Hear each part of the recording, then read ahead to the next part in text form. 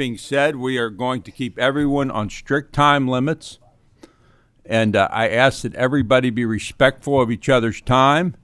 When you testify, please, if you're in a group, just testify to what your group we need to hear, but don't have multiple people testifying to the same thing. This is the Standing Committee on Licensing and Occupation. This is meeting number 5. Do any members have special introductions?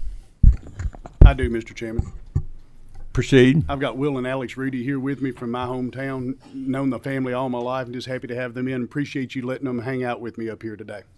And we appreciate them being here. Let's give them a round of applause, folks.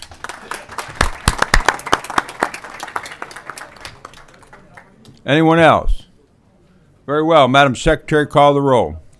Senator Adams. Senator Douglas. Senator Harper Angel. Senator Higdon. Senator Howell. Senator Mays Bledsoe. Senator McDaniel. Senator Nemes. Present. Senator Thayer. Here. Senator Thomas. Chairman Schickel. Present. We do have a quorum. Let the record reflect and are duly constituted to do business. We are going to take the first item on the agenda first, but then after that we are going to go out of order to accommodate some schedules. House Bill 172, an act relating to barbering. I would point out to the bill sponsor that this has been well vetted during the interim. Introduce yourself for the record and proceed with your testimony. Thank you, Chairman Schickel. Mike Klein, Representative Mike Klein's House District 68.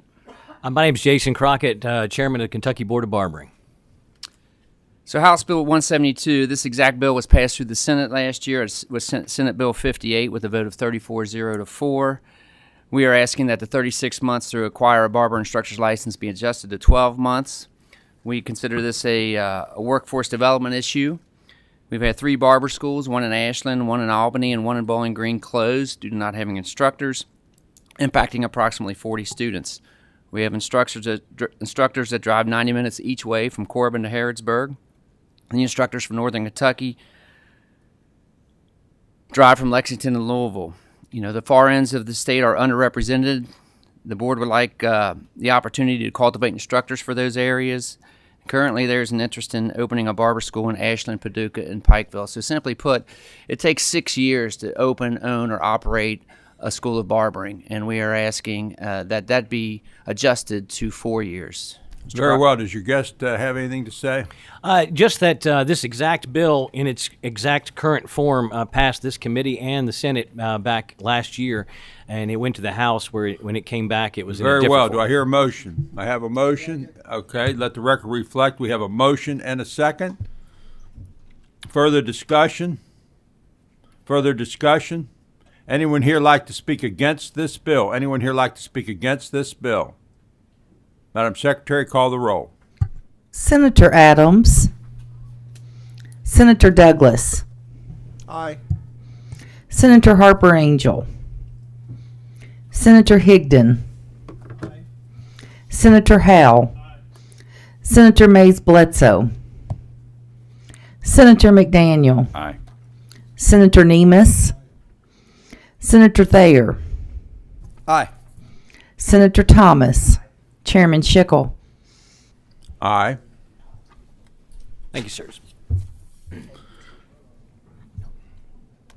There being 8 yeas, no nays, House Bill 172 is passed with favorable expression that same should pass. Do I hear a motion for consent? I have a motion and a second for consent. Let the record reflect. All those in favor use voting sign of aye. Anyone opposed, like sign. The bill goes on to consent. Congratulations, and I believe this is the first time before the committee. Welcome. It's very special to have a good Northern Kentuckian here. Thank you, Chairman Schickel.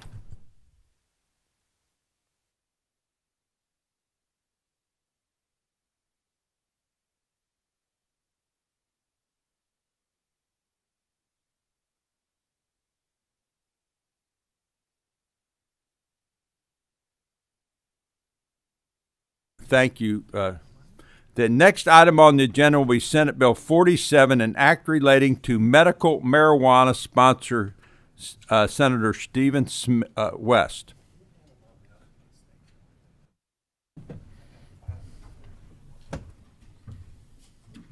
Mitchell, are you here? Could you come here, please?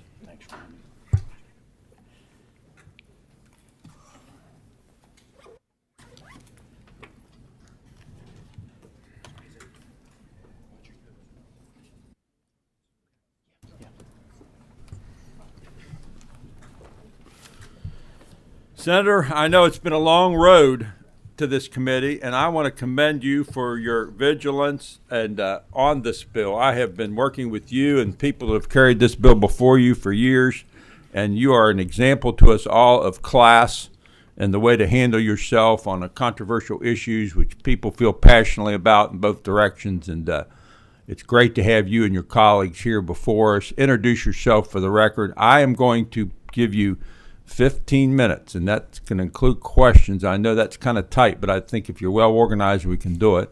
I'm going to give you 15 minutes, and so proceed with your testimony. Thank you, Mr. Chairman. Steve West, Senate District 27. And if you don't mind, if we could introduce our guests now, if that's appropriate. That'd be fine. Chris Jofreon, Committee Analyst, Health Services, drafter of House Bill 47. Jaime Montalvo, Director of Kentuckians for Medicinal Marijuana. Eric Crawford. I'm from Mason County. We have someone here that's also included.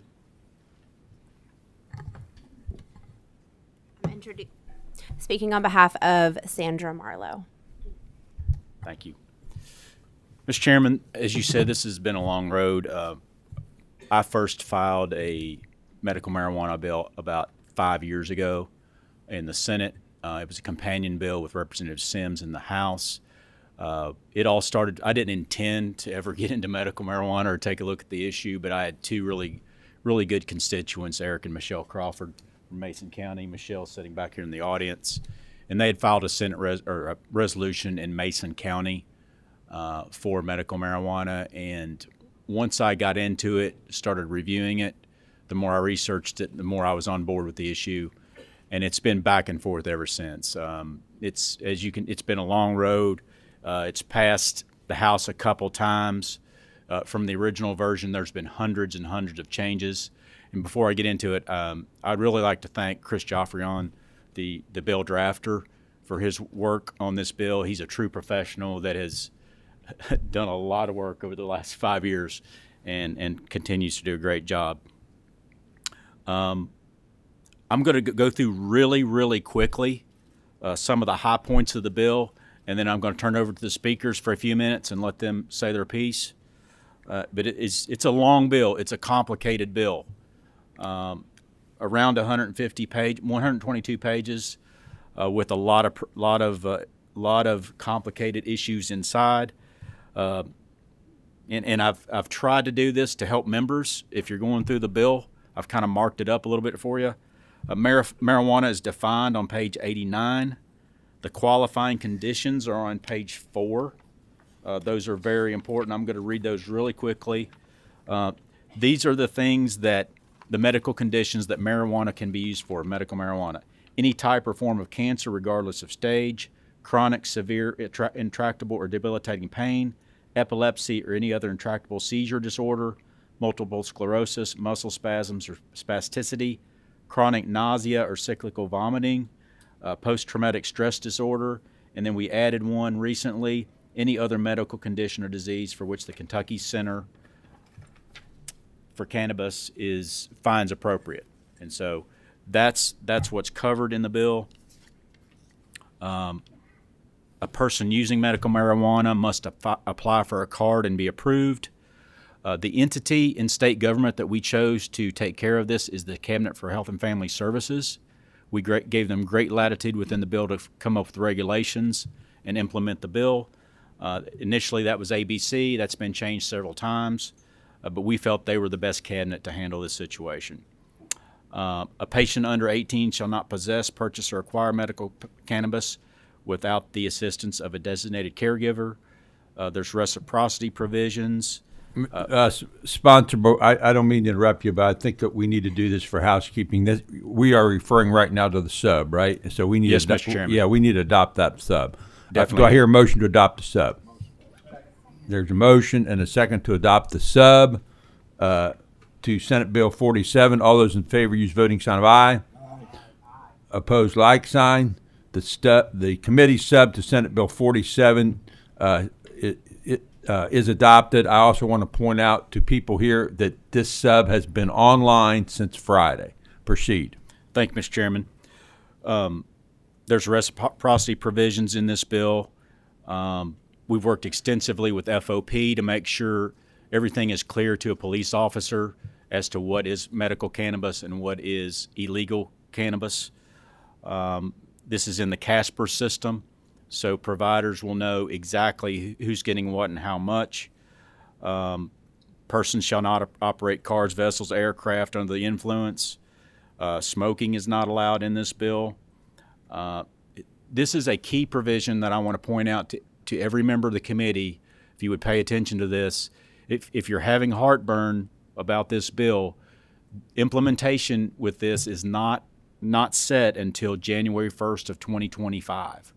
So we're giving the cabinet a long time to enact regulations and put those into place. Those will be reviewed, and we will be back in session again before this is Important implemented. point. To check. Thank you for pointing that out. Anyone doing this must have a written certification and a registry identification card, and there's separate licenses for each provision in this bill. There's cultivators, there's dispensers, there's producers. That is a very high, 30,000 foot view, high level. I think you did a good job. Your guests want to say anything? Yes, they do.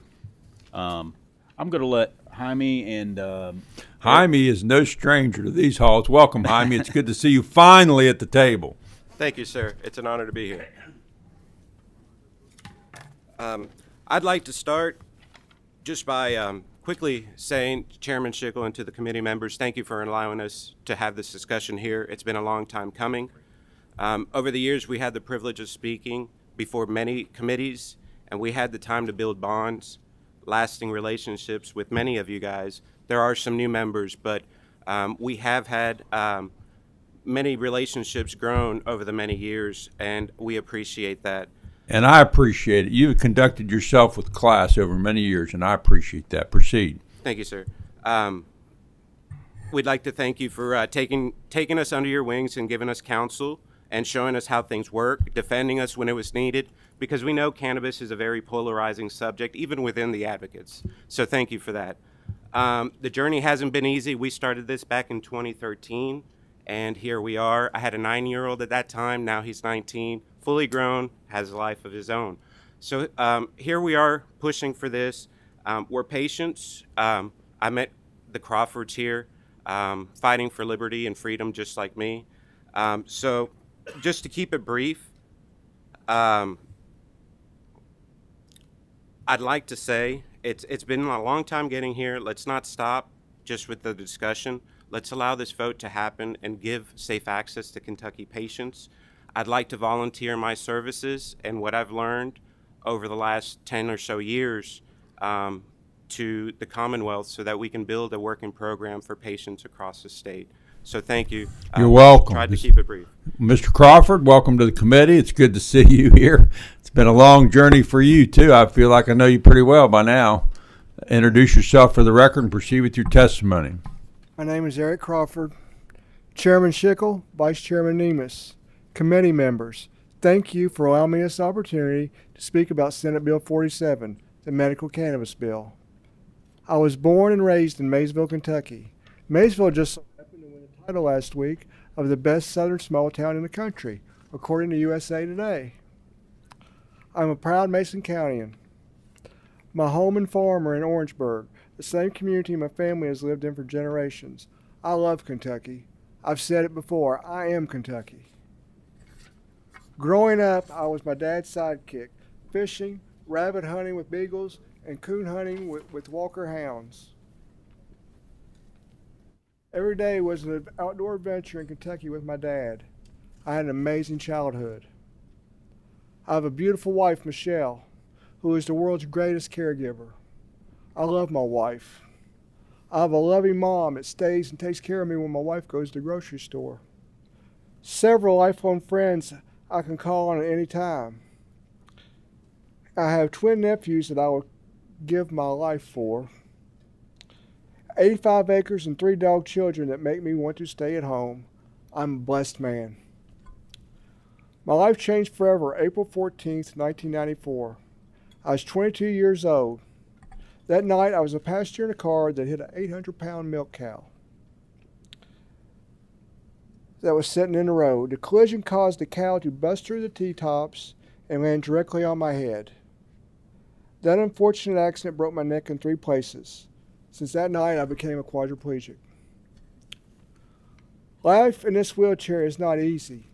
I'm still walking in my dreams. Not only did this horrific life-altering event happen to me, it also happened to the people that know me and the people who love me. In 1 second, my life changed forever. Imagine in a blink of an eye your life changing dramatically. It can happen to you. It can happen to any of us in 1 second. We don't know God's plan for us, but I do know God is my protector, and He's always had me in the palm of His hand. I'm a child of God, as we all are. He had a different kind of path for me in my life. Here I am again, for the 10th year at the Kentucky State Capitol, wearing a tie, trying to get medical cannabis legal for sick people. Medical cannabis relaxes my continuous, uncontrollable, violent muscle spasms. Medical cannabis relieves my constant, never-ending pain. Cannabis helps me. I've been crippled for almost 30 years. I know what is best for me. I don't want to be high. I just want to feel better. My well-respected Kentucky doctors totally support my choice of medicine. They know the options they have for me will cause more harm than good in the long run. Cannabis allows me to be a productive member of society and give back a little joy to the world. It allows me longevity and a better quality of life. It helps me be a better husband, son, friend, and man than the pharmaceutical route.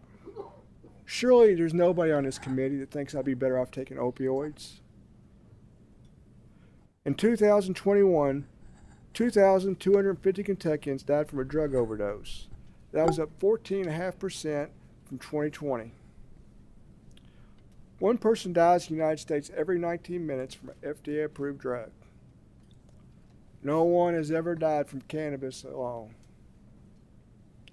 Medical cannabis is already helping lots of other sick Kentuckians.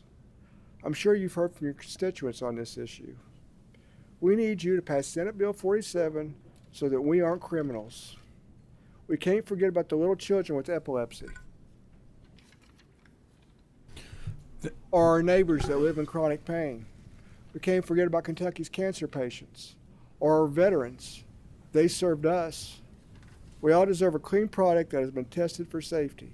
It needs to be regulated so patients don't have the extra worries of where and how to get it. We all deserve legal access without the worry of law enforcement.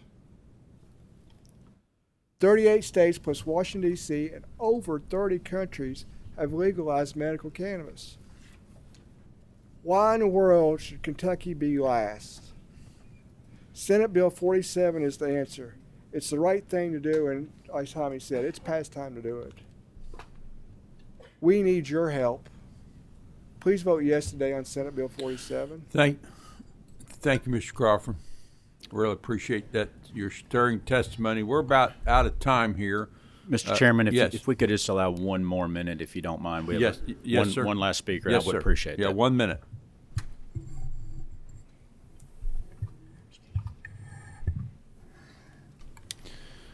Well, it's good to see. Our last speaker is Senator Jay Williams' sister, and I just got to meet her a few moments ago. And the Williams family is a great friend of me, and so it's Great to see you looking so well, and you certainly, I certainly see the family resemblance. Introduce yourself for the record and proceed with your testimony.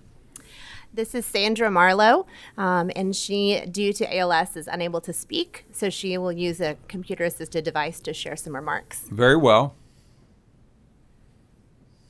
I come before you today speaking in support of legalizing cannabis for the relief of symptoms of diseases not adequately controlled by existing pharmaceutical treatments. I've had many opportunities for public speaking in my life and enjoyed each one. In August of 2018, I had the honor of being invited to speak at the United States Patent and Trademark Annual Inventors Conference. In March of 2020, I most unexpectedly was diagnosed with bulbar onset ALS. There is no known cause and no effective treatment. By December of 2021, I could no longer speak, eat, or walk. 6 months ago I had surgery to place a tracheostomy and on a ventilator to breathe. ALS affects the motor neurons leading to a loss of muscle function. 2 trademark challenges of ALS are muscle fasciculations and painful muscle cramps. As a former competitive athlete, muscle cramps were not uncommon when training. These cramps were more intense and lasted longer. ALS is a hypermetabolic disease. At rest, your muscles never stop twitching. Weight loss leading to increased weakness is a constant battle. This disease will take my life. I ask that my days be as comfortable as possible with access to the THC tincture that is the only thing that gives me relief. When I could swallow, I took it sublingually. Now it is administered through my feeding tube. I do not have brain fog. Quite the contrary, without painful cramps I am more productive. I have been doing family genealogy research about my Kentucky kin going back to 1785. I will be laid to rest in a family plot in Paris, Kentucky, with my 3rd great-grandparents Douglas and Rachel Clay Lewis. For the sake of those who suffer, please vote to pass this bill. Thank you. Thank you for that stirring and effective testimony, and welcome to our committee. It's great to see you here looking so well.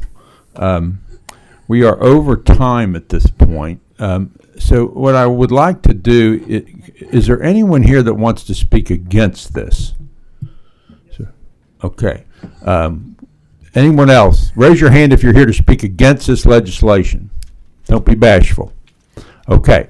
I am going to ask if you all could step back from the table, and if you two gentlemen would like to come forward and be given your 15 minutes. And I want to emphasize that you do not have to take all your time. There's no requirement for that.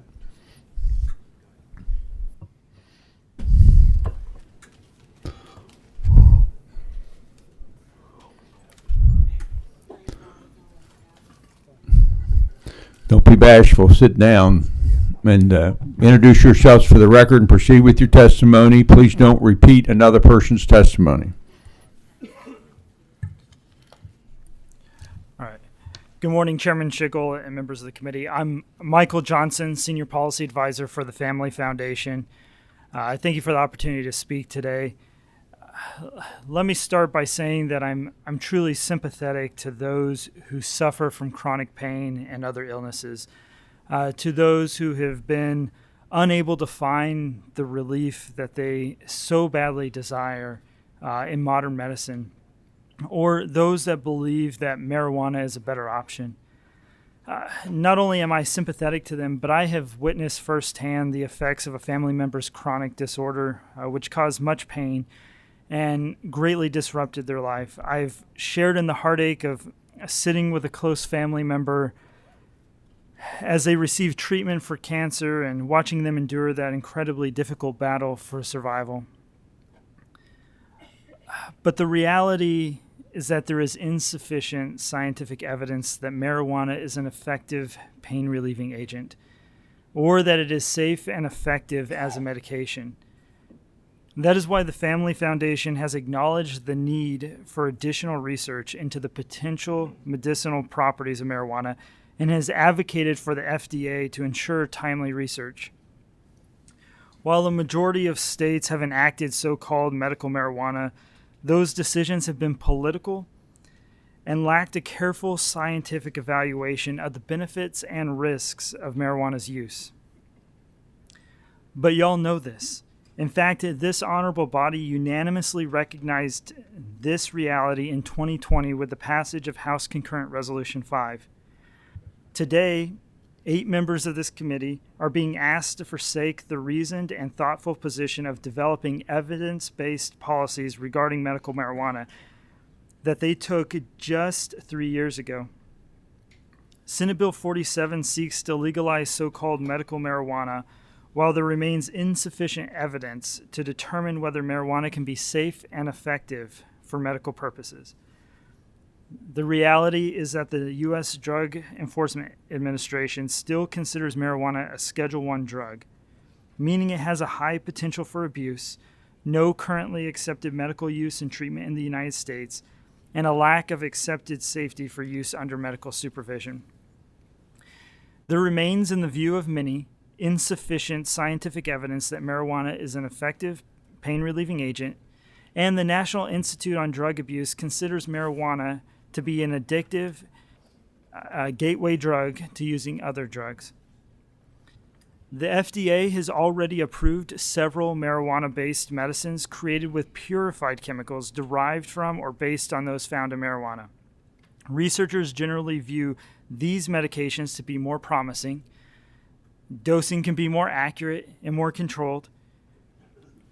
Other states' attempts to legalize medical marijuana have revealed unintended consequences, such as easier access to children, a segment of our population that is particularly vulnerable to the harms of addiction and abuse of marijuana.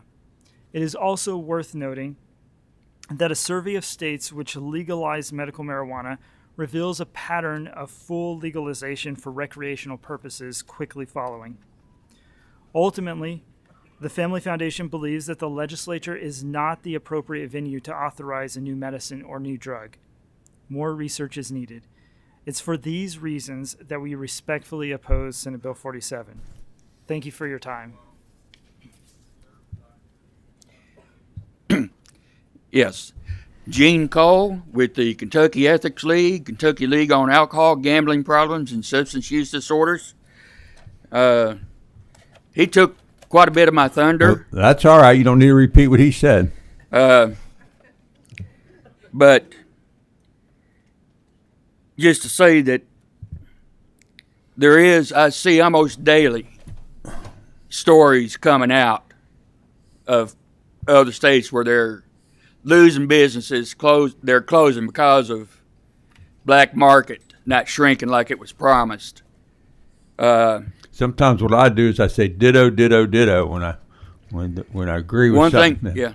And one thing he did not mention, the state of Oklahoma recently voted on legalizing marijuana. They voted it down. Not a single county supported marijuana legalization. That is just within the last 2 weeks. So thank you for your testimony. I'm sure we've got plenty of questions for both groups, and I want to get to them. Does anyone in the panel have questions for either group? No, maybe I was wrong,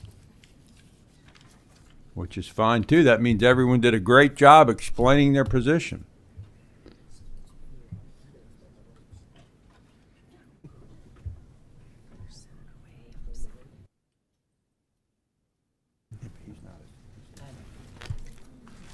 One last time, folks.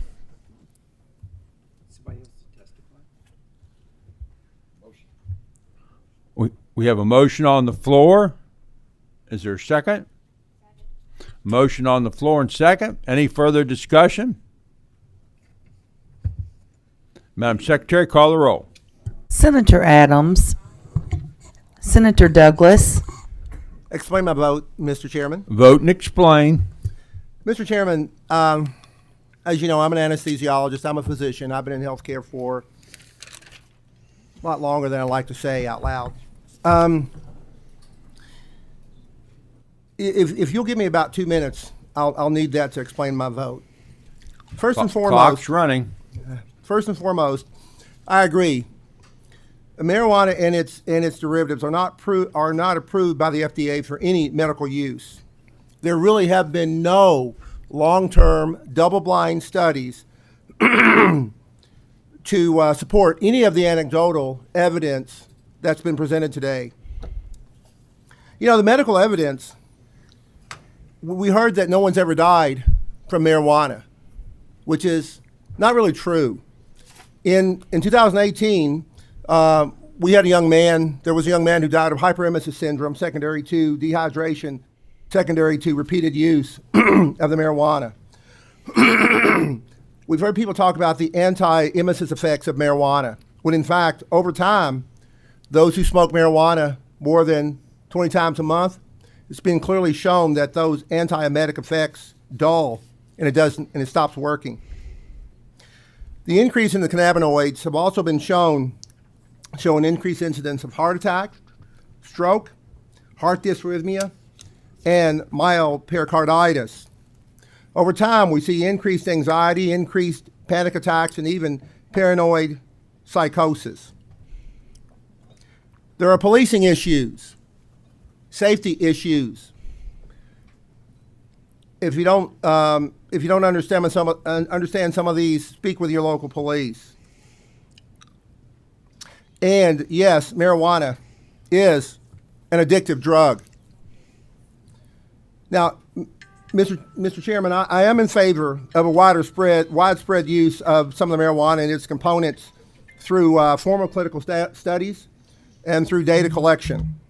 And there's no doubt, absolutely no doubt, that marijuana and some of its components have had some positive effects on some of the issues and some of the health issues that people are having. But you know, as a doc, I look for consistency in my pharmacotherapeutic agents. If you could conclude. I look to see that the outcome across the spectrum is even, and I don't see that. So again, Mr. Chairman, I vote no. Thank you. Senator Harper Angel. Explain my vote, Mr. Chairman. Vote and explain. I vote aye, and I want to thank the senator from Bourbon for working so hard on this very important legislation and for bringing it to its final day. Thank you. I vote aye. Senator Higdon, Senator Howell, Senator Mays Bledsoe, Senator McDaniel. Cast my vote and explain. Vote and explain. I'm going to cast a no vote today, Mr. Chairman. And by way of explanation, and just to say to Jaime and to Eric, they have conducted their work with diligence and in a manner that is admirable in the way that we do things around here. I fundamentally come in a different place on the policy, but the personalities behind it could not have been brought more honor on the overall nature of the democratic process, and I do appreciate them for that. Senator Nemes. Aye. Senator Thayer. Explain my vote. Vote and explain. I vote yes. And I want to explain my vote. I have been a long-time opponent of legislation relating to marijuana. I came into this body 20 years ago with a strong set of core beliefs. I grew up in the 1980s during a very strong anti-drug culture. If you're a pot smoker and you're looking for me to help get the camel's nose under the tent so you can smoke your pot legally in Kentucky, I'm not your guy. But I believe Senator West has done a fantastic job limiting the number of afflictions that medical cannabis can be used for. This narrowly focused approach has got my vote. I agree with Senator Douglas, I agree with everything that the gentleman from the Family Foundation said. But to quote the lady who spoke earlier today, for the sake of those who suffer, I vote aye. Senator Thomas. Mr. Chair, I'd like to explain my aye vote. Vote and explain. First of all, like Senator Harper Angel and like Senator Thayer, I want to thank you, Senator West. You worked very hard and very diligently on your bill, and I commend you for getting this across the finish line. When I ran for this office 10 years ago, back in the fall of 2013, I promised the people of Lexington and my constituents that I would support medical marijuana. That was important to them. And ever since I've arrived in the Senate in 2014, I have co-sponsored this legislation each and every year. And today it's just satisfying and gratifying that I kept my word to those people, to my constituents, and seeing this get past the committee. In some respects, this is personal for me because I had a wife who I lost to cancer, and I saw her in pain constantly. And wish I could have done everything possible, obviously to cure her, but at least to give her some pain relief also.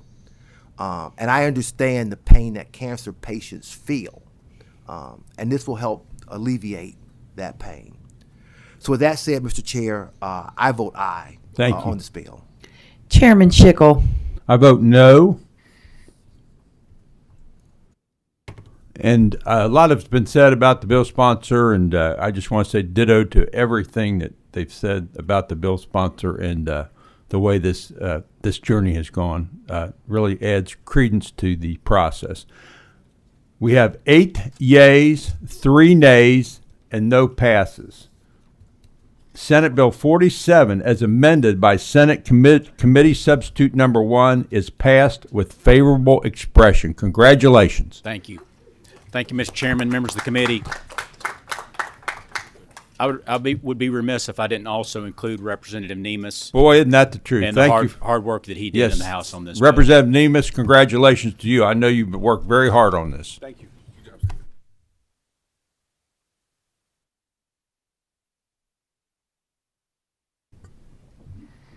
The next item on the agenda, let's take House Bill 287 real quick. I don't think that's going to take long. Oh, okay. So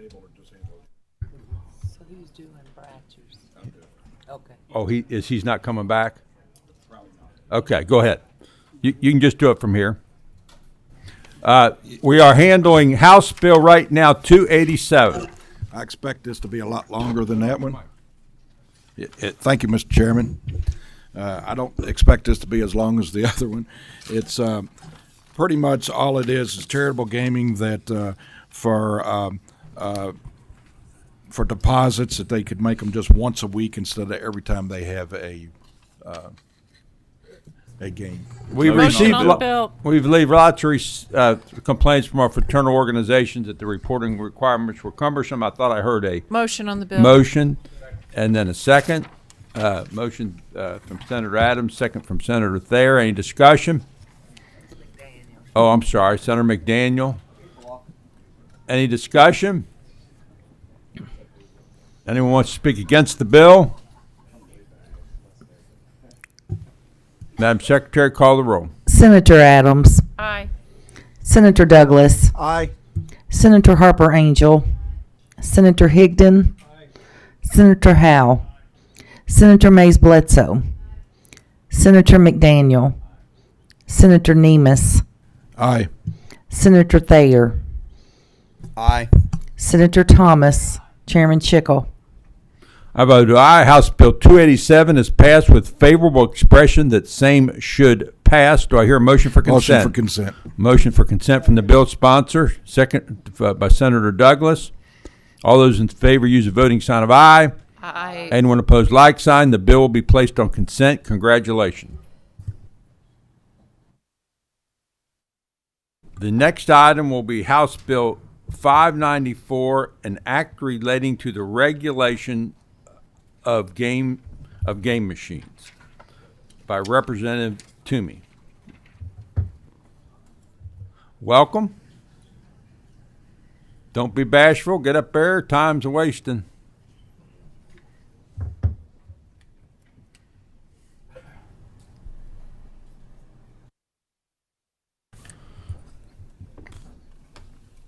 What a distinguished panel we have here. You are going to have 10 minutes for your presentation. 10 minutes for your presentation. After that, we will go to questions. Introduce yourself for the record and proceed with your testimony. Thank you, Chairman Schickel. My name is Killian Timoney, 45th District State Representative. Ashley Watts, President and CEO, Kentucky Chamber of Commerce. Representative Matt Cook, 72nd District. I'm here today in support of this with Representative Killian Timoney. Larry Arnett, Joint Executive Council of Veteran Organizations of Kentucky. And Mark Guilfoyle with the Kentuckians Against Illegal Gambling. Thank you, Mr. Chairman, and thank you, committee. We all know what we're here for, so I'll go through my notes quickly and concisely. I am here to present House Bill 594 regarding gaming in Kentucky. Let me begin briefly by letting you all the collaboration that was involved with this bill. The Retail Federation with Dave & Buster's and Chuck E. Cheese were involved, including Malibu Jacks and Monkey Joe's and the like. Charitable Gaming was involved. The State Fair Board, the University of Kentucky were involved. Kentucky has always done an excellent job of regulating gaming, and we want to continue that effort now by outlawing illegal gaming machines and explicitly saying what is gambling and what is not, and what devices, machines are gambling machines and which ones are not. Let me introduce Ashley Watts with the State Chamber of Commerce. Thank you, Representative. Chairman Schickel, members of the committee, thank you for allowing me to speak today. I'm Ashley Watts, President and CEO of the Kentucky Chamber of Commerce. You all may know that the Kentucky Chamber is the state's largest business association, representing thousands of members from every corner of the state and every sector. But what you may not know is that more than 70% of our membership at the Chamber is comprised of small businesses with fewer than 100 employees. And in fact, a couple of weeks ago was our Small Business Day here at the Capitol, where many of you met with over 100 small businesses that came to the Capitol that day to have their voice be heard. The Kentucky Chamber has made our position to ban grain machines very clear for a number of reasons. But first and foremost, it was our membership who requested that we vet the bill. And it was our members who were in agreement in taking the policy position of supporting the ban. All of our policy decisions at the Chamber are driven by our members. There is a rigorous process, which many of you all as legislators have gone through whenever someone asks us to vet a bill. It is brought to a vote before one of our several policy councils, and then to our board, and finally our executive committee. Our members elected to support banning these machines because of the way in which they were instituted, illegally, without government authorization or oversight. We have made our position on this issue very transparent, both publicly and within our membership. To this day, I have not received one single call, text, email, or correspondence from a member of the Kentucky Chamber of Commerce expressing disagreement on this position, nor have any of my colleagues. We tackle big picture issues, as you all know, at the Kentucky Chamber that impact our state's economy in efforts to make our Commonwealth more competitive. And we are unabashed supporters of our signature industries to ensure that Kentucky can maintain its identity and claim to be the horse capital of the world or the bourbon capital of the world. And we know these machines do pose a threat to the equine industry that you all of us as a legislature have fought so hard to protect. Not a single member of the Chamber decides what position we take on any given bill. It is a thorough and rigorous process where all sides of an issue are taken into effect. Anything said to the contrary is simply not true. Many of you as legislators have had issues that the Chamber has taken up. Some of you, even on this committee, have presented to our policy councils or our board and know that we take all sides into account. So on behalf of the Chamber, the state's largest business association, we strongly urge you, members of the committee, to support House Bill 594. Thank you. You're welcome. Thank you, Mr. Chairman, committee members. My name is Larry Arnett. Today I speak on behalf of the 26 veteran service organizations who are members of the Joint Executive Council of Veteran Organizations of Kentucky. More specifically, I've been requested by the commanders of the 4 largest veteran service organizations to speak on behalf of this bill: American Legion, Veterans of Foreign Wars, Disabled American Veterans, and AMVETS. Each of these 4 major organizations are heavily involved in charitable gaming under the strict regulatory authority of the Department for Charitable Gaming. The unregulated machines addressed in this bill have had a negative impact on the revenue that is derived from our charitable gaming. We ask for your vote today in support of 594 to ensure that we remain viable at our veteran service posts throughout the states and in each of your districts.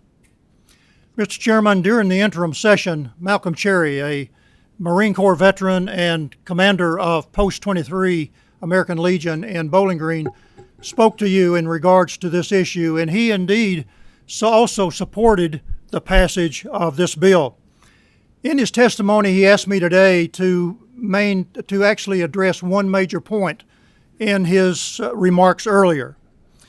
Like hundreds of charities across the state of Kentucky, he joins hands with 3 others in Bowling Green, the Marine Corps League, the VFW, and the AMVETS, to do charitable gaming. The monies derived from that charitable gaming supports tornado victims in western Kentucky, flood victims in eastern Kentucky, homeless veterans and others in and around Bowling Green, schools, churches, athletic teams, Red Cross, Salvation Army, soup kitchens, and others. Here's the point he wanted to make. Since those gray machines showed up, the revenue that was derived from charitable gaming by those 4 organizations have been cut in half. You can extrapolate that to the VSO posts in your districts. If this continues, for those that are doing charitable gaming, you can rest assured that those revenues are going to be cut in half or more. The negative impact of that is going to continue to increase. I just, for time management for the group, that we have 4 minutes left. Certainly. Yeah. Mr. Chairman, members of the committee, I'm Mark Guilfoyle. I'm here to speak. Welcome, Mark. Thank you, Chairman. I really appreciate that warm welcome. Our coalition consists of the state's horse industry, charitable gaming operations, and the 4 major chambers of commerce. Our coalition has been saying for some time now that these gray games are illegal, and here's why. First, there is an ongoing prosecution taking place against gray games in Round County, where the sheriff seized one of these machines and charged the owner of the establishment with possession of a gambling device, a crime in Kentucky. That individual is set to be arraigned on April 5th. Second, Kentucky law, existing law, is very clear that any game that involves risking something of value to win a prize based on any element of chance is gambling and therefore prohibited. Gray games undeniably involve an element of chance, so they're illegal. Now let me tell you what this bill, House Bill 594, is not about. It's not about protecting monopoly. It's not about picking winners and losers. And it's not about squelching competition. House Bill 594 is nothing more than an exercise of the General Assembly's police powers to make certain types of gambling devices illegal. The legislature has been doing that for decades. Back in 1974, when Chapter 528 was consolidated and simplified, largely through the definitions that were employed, we came to find out that slot machines and roulette wheels, they're called out by name in the existing law. Those types of machines are illegal. What we're doing with this bill is simply defining what these gray games are and making clear that they are impermissible, illegal gambling devices. We should not be rewarding the bad behavior of gray machine operators who, without any authorization or oversight, have infected our communities with their illegal gambling machines. That's not how we do business here in Kentucky. In conclusion, in order to prevent the largest expansion of gambling in the history of Kentucky, we urge you to pass House Bill 594. Thank you.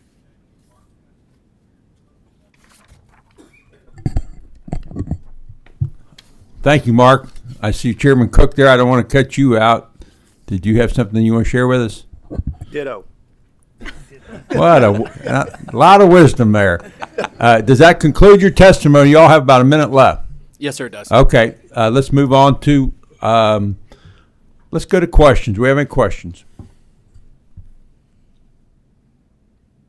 Very well. If you'll move back, and we'll let the other side speak. Got a long list of people that want to speak against this legislation. I hope you've picked out a spokesman, or I'll have to do it for you. Come on up here. Don't be bashful. I see some familiar faces. My friend Chris Weiss was supposed to be here. It's typical. He's late.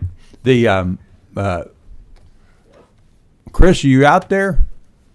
Okay. Don't say I didn't ask. Welcome. You represent a lot of people behind you, gentlemen. Introduce yourself for the record and proceed with your testimony. You have 10 minutes. Bob Hillringer for Prominent Technologies. I live in the St. Matthews area of Jefferson County in the 19th Senate District. I finally have a senator.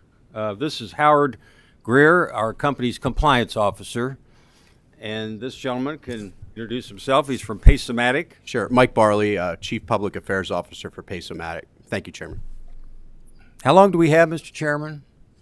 10 minutes. Thank you very much. Have they started yet? It is starting. You Okay, actually go have ahead. 9 minutes now. Good morning, Chairman and members of the committee. My name is Howard Greer, and I represent Prominent Technologies in the capacity of Compliance and Government Affairs. I'm a Marine Corps veteran serving abroad during Operation Enduring Freedom, and I have served the Commonwealth with the Department of Corrections and received my education from Murray State University. My wife is a school teacher. We have 4 daughters and reside in Graves County. I am one example of many Kentuckians that the skill game industry impacts directly. Today I'm here not only representing my company, but hundreds of Kentucky business owners. With the supplemental revenue that our games generate, these businesses employ over 1,000 Kentuckians in almost every congressional district in the state. In rural areas, we are often in partnership with the few establishments in that community, helping them to provide employment opportunities in towns that we all know desperately need them. Through our business model, the locations receive the highest take of profits at a minimum rate of 50%. Our small businesses will tell you the additional revenue we provide affords the ability to pay more competitive wages in an already tough hiring market and helps to keep prices low on the goods and services they offer when margins are small. Needless to say, thousands of people in the Commonwealth are either directly or indirectly impacted by our industry as a whole. From the onset, the skill game industry and its small business partners have been under constant and heavy assault from opponents. We were nicknamed gray machines, and that was an effective marketing tactic. As we have argued many times on this Hill before, the law is clear and specifically states in KRS 528, a contest or game in which eligibility to participate is determined by chance and the ultimate winner is determined by skill shall not be considered gambling. To clarify, our game is a Simon game, but instead of colors, we have symbols and characters that correspond to the selected game theme. It involves the skills of sequential processing, short-term memory, attention, and visual processing. These are the same skills used in games at Chuck E. Cheese and Dave & Buster's. Contrary to popular belief, our games are not gambling. A player can develop their skill on our machines and win every time. We have locations that will hit monthly hold rates of negative 5 to 6%. Our company's effective hold rate is around 7%. With that being said, we have made every attempt from before our launch in Kentucky to demonstrate how our games play and how our business operates, not only legally, but also ethically. We've approached members of the General Assembly, Attorney General's office, local authorities, and associations at many levels. It seems as though our attempts have been made in vain. Here's some food for thought. Prominent Technologies has compliance officers in locations all across the state conducting inspections about every 3 to 4 months. Imagine, if you will, that the state implemented laws that gave these compliance officers and the public a reporting function to local law enforcement, something as simple as a website to report violations of illegal gambling devices. So if we're tracking that line of thought, local law enforcement could receive the fines and administrative costs associated with these infractions upon prosecution. It would undoubtedly be a motivation to enforce the current gambling laws, and taxpayers would be saving a tremendous amount in costs associated with regulation. This would also provide another stream of revenue to local law enforcement at a time when budgets are shrinking in cities and towns across the state. Think of the good that regulation could do. Many of you know that illegal gambling machines have existed in the back room of establishments in the bluegrass for decades. Most turn a blind eye to it, but since skill game companies came into the state, operating in the open and being productive corporate citizens, it's organized crime, and we are coming after your children. We have been called, and I quote, the single largest gambling expansion in Kentucky history. That statement was made just a few days ago by the sponsor of this bill. I would argue 551 is the largest expansion of gambling in Kentucky history, bringing gambling to our phones. Where's the concern for underage access on phones? Yet skill games are a concern for the underaged when our business owners are trusted to sell alcohol and tobacco. You would be doing a disservice to this legislative body, your constituents, and the people of the Commonwealth to vote in favor of passing House Bill 551, which grants access to gambling through phone apps, while simultaneously being against any kind of conversation about regulating and taxing the skill game industry. Additionally, skill gaming would likely generate more than the projected $23 million in revenue from the wagering bill, but still no conversations, no considerations. The writing is on the wall. We see the horse tracks getting their cut in 551. Maybe we should entertain the idea of offering our pennants to the horse elites for permission to operate. Prominent Technologies came here assuming that games of skill were permitted in the law, but clearly not understanding the toes that we were stepping on. We did not intend to skirt the law, nor were we trying to operate in the gray area, and do not believe we are. We have no desire or capabilities to be of any competition with a $6.9 billion handle that is historical horse racing. We completely support and admire the legacy and history that is the horse industry in Kentucky. We too are Kentuckians, and we simply recognize the demand in the marketplace for amusement games. Our purpose is to provide additional revenue to your local small businesses. First and foremost, we want to support the small businesses that in turn support your communities. We welcome conversation regarding regulation and have a genuine desire to pay our fair share in taxes. We are simply asking for a seat at the table. Please vote no on House Bill 594. Thank you for your time and consideration. You're welcome. For time management purposes, you have 4 minutes left. Thank you, Mr. Chairman. Members of the committee, Bob Hellringer again for the Prominent Technologies. Let me just say, dispel the notion immediately that we're not legal. When Mr. Guilfoyle, good lawyer that he is, tells you that we're illegal, that's his opinion, which he's entitled to, and it has about as much value as what horse I think might win this year's Kentucky Derby, okay? Whose opinion does matter on that? County attorneys, Commonwealth attorneys, Kentucky State Police, where are they?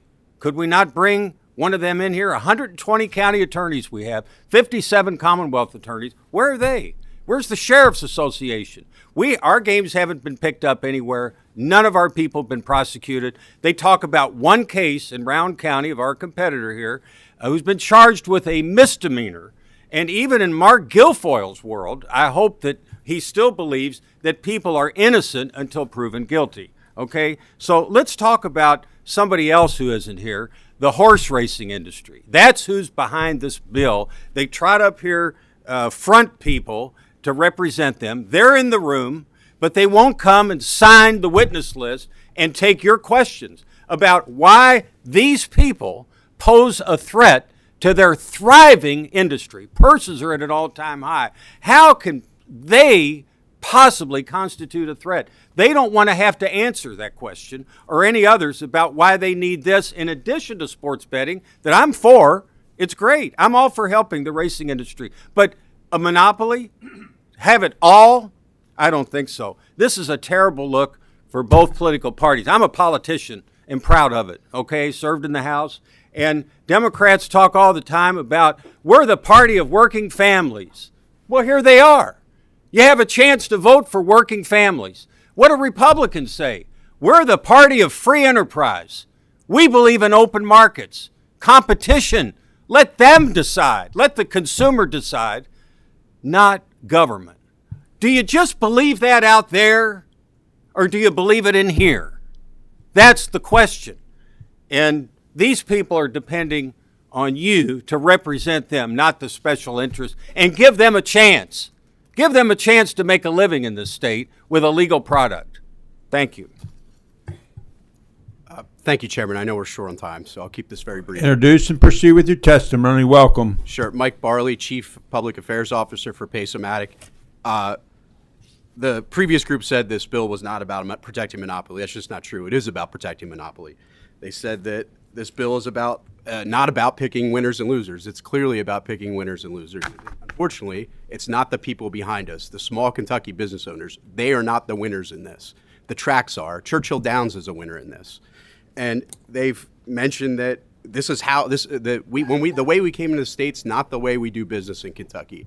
Well, I've been looking at this process. I hope this is not the way we do business in Kentucky. This has been a top-down driven process, driven by the horse tracks, who Mr. Hellringer's completely right, won't appear. They push up front people to talk about it, and that's not true. Many of the things they said, including the fact that we harm their revenues. They have record revenues in the HHR industry and the lottery. The chamber hits on the fact that they are protecting a signature industry. If that signature industry is slot machines, then they are correct at the harm of the small businesses they're supposed to be protecting. And they talk about crime. That's the most hypocritical thing I've heard in this argument. If you go to a city here, you are going to find the largest epicenter of crime is the HHR slots facility. Thank you. Thank you, Mr. Chairman. We have a motion on the bill. Do I have a second? Have a motion on the bill and second. Very well. Now, are there any questions for either of these panels from the members? Senator Nemes. Mr. Hellringer? Mr. Hellringer. Talking to Chauncey. Do My you silks today. Do you for pay good luck, taxes now? Senator. You're not regulated. I'm sorry? Do your people pay taxes now? You're not regulated. Yes, we pay occupational tax in 3 counties, including this one, Franklin, Jefferson, Fayette, on every one of our machines on an annual basis. Our operators pay income taxes on the revenue that they make off of our machines. Okay. But we're willing, we have a bill, 524, okay, 26% taxes in there. A lot of money in that bill. Are there any other questions from the senators on the committee? Any other questions from the senators on the committee?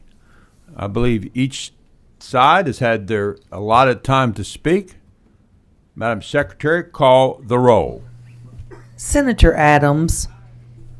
Senator Douglas. Aye. Senator Harper Angel. Senator Higdon. Senator Howell. Senator Mays Bledsoe. Senator McDaniel. No. Senator Nemes. I'd like to explain my vote. Vote and explain. I'm for full casinos. I think that's the way we should go. I don't like gambling everywhere. I don't like Keno everywhere. And the when you say these are skill games, and when the racetracks call them pari-mutuel, I don't buy those. I think they're slot machines. But I'm going to vote no on this bill. Senator Thayer. Explain my vote, Mr. Chairman. Vote and explain. I vote aye on behalf of the on behalf of the hundreds of charities that benefit from charitable gaming activities around this Commonwealth, on behalf of the Kentucky college kids who benefit from $150 million a year in Key scholarships, and on behalf of the 60,000 jobs and billions of economic activity our signature horse industry provides, I proudly vote aye. Senator Thomas. Mr. Chairman, I'd like to explain my aye vote. Vote and explain. I vote aye. And Mr. Chair, my reason is simply this. I travel around Kentucky a lot. And I tell you, as I go into these counties across the state, I've seen these machines.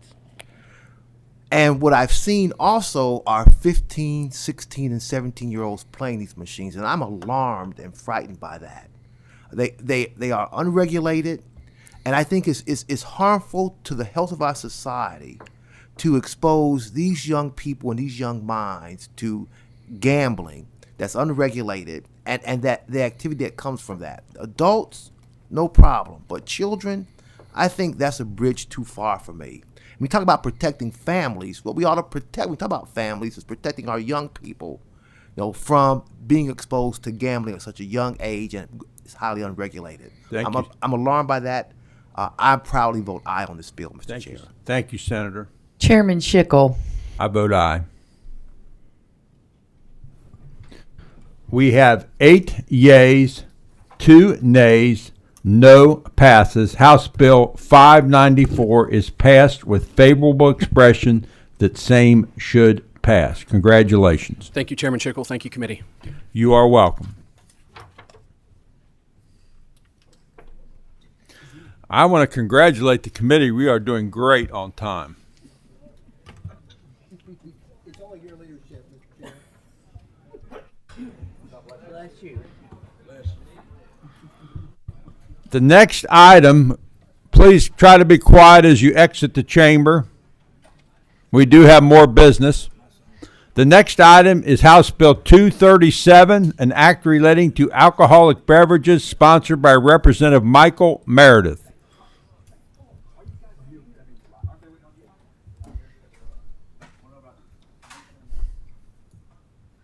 Welcome, Representative. I'm sorry for the wait. I believe, don't you have a guest that's going to appear with you? Or not? I think she had to get to another meeting. No Mr. worries. Chairman. I'm sure you can handle this. I hope so. This is just a simple little bill, Mr. Chairman. I appreciate. We always get nervous when they say that. I appreciate the committee's endurance through the previous testimonies. House Bill 237 is a simple piece of legislation. Just a minute. Members of the chamber, our guests, please, we need silence. We do have more business to conduct. Proceed with your testimony.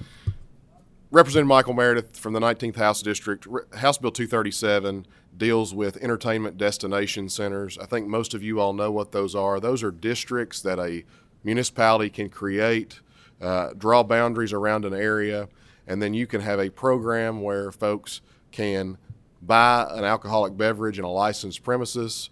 There is generally a marked cup that allows you to then walk around in the area within that district with your beverage. It allows you to do that on the sidewalks and in the green spaces, parks, and things within that district. But currently, the law does not allow you to walk into any retail shop or any other licensed premises with that beverage in your hand. This bill would allow you, with the permission, it's permissible, not prescriptive, with the permission of the owner of that establishment, owner and operators of those establishments. Very good, concise explanation. We had a motion, I believe. Who made it? Senator Nemes, Denise Harper Angel, second. I did get one call from ABC and Julie, or I'm sorry, Senator Adams, I think might be aware of this, from ABC in Louisville about this bill. And I told that person that we would take a look at things, and if there was a problem in the future, try to work with him on it. I wasn't familiar with that. Apparently, Louisville has their own ABC, but I told him we were going to go ahead and pass the bill today. And I will say, State ABC worked on this language with the League of Cities and with myself. Thank you. So you got the League and the State ABC signing off on it? Very well. Anything else? Madam Secretary, call the roll. Senator Adams. Senator Douglas. Aye. Senator Harper Angel. Explain my vote, Mr. Chairman. Vote and explain. This is going to be fun legislation for my Bardstown Road and Frankfurt Avenue. Thank you for bringing it. Senator Higdon. Senator Howell. Senator Mays Bledsoe. Senator McDaniel. Senator Nemes. Senator Thayer. Senator Thomas. Chairman Schickel. I vote aye. We have 9 nays, no passes. House Bill 237 is passed with favorable expression that same should pass. I thought I heard a motion for consent. Okay. This will not go on consent. Thank you, Mr. Chairman, members of the committee. You're welcome. Thank you for your patience. Is there any other business to come before the committee? Without objection, we stand